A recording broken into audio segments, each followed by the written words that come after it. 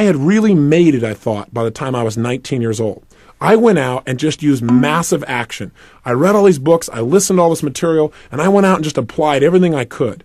And in a short period of time, I had this big company. I was written up in newspapers and magazines as this young entrepreneur. They called me Wonder Boy. My ego was exploding.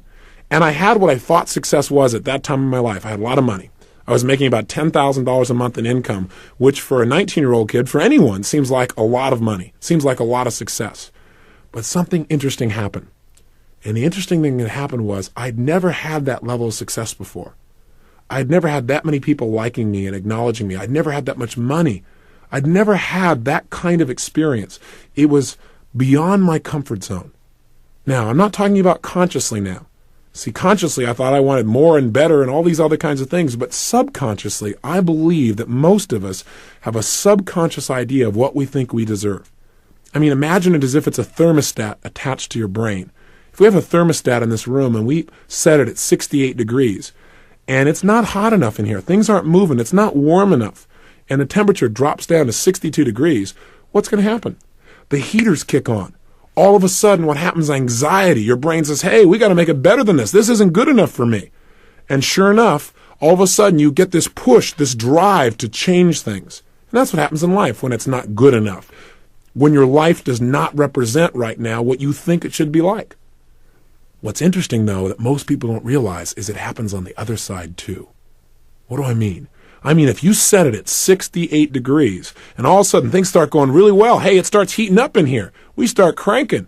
If it gets up around 72, 73 degrees, what happens in this room?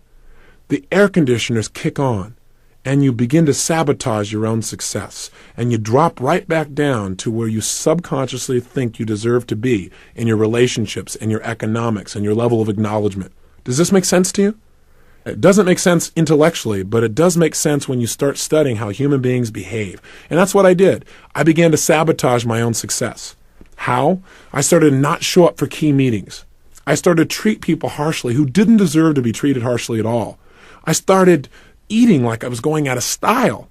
I was never into drugs or alcohol, but I used food like it was a drug. If I didn't like how I felt, well, I just eat something. That was going to change how I felt. But then I looked in the mirror and I was getting fatter and I felt worse, so I ate some more. And it just didn't work. I got caught up in this vicious circle, so much so that within 2.5 months, I gained 38 pounds. That is not easy to do. You have to eat tons of food and not move very much to pull that off, which I managed to do. The bottom line is this, though. As I began to sabotage, it didn't stop with me. It started to affect everyone around me. I fired almost everyone in my company. I only had about 3 employees left. And I'd fired them too, but every time I go there, you're fired, they go, I know, and they just keep on working, thinking sooner or later things would work out and I'd become sane. I went totally broke financially, and I moved into a little 400 square foot bachelor apartment in Venice, California. No kitchen, washing my dishes in the bathtub.